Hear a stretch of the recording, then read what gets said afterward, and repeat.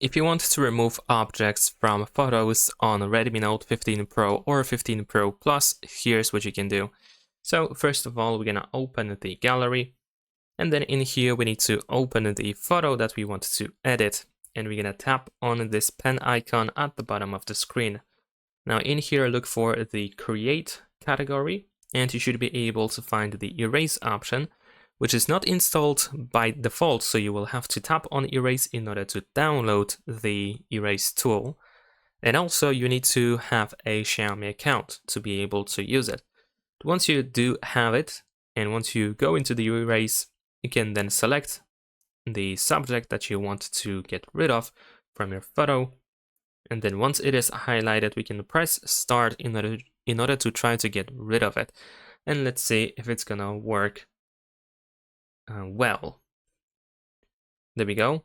In my case, I have some shadows left, so what we can do is we can try to select that area again, and hopefully the phone will be able to actually get rid of these shadows. So let's give it a couple of seconds to see if that's gonna work. And yeah, it works pretty decent. I think it did a pretty good job. Of course, we can press save in the upper right corner in order to save our edited photo. Now, in addition to that, what you can also use is you can use the Photos app by Google. So this app also has the eraser that we can use. Let me actually skip through all of that. All right, so over here, I'm gonna select the same photo. We're gonna edit it by using the edit option at the bottom. There we go.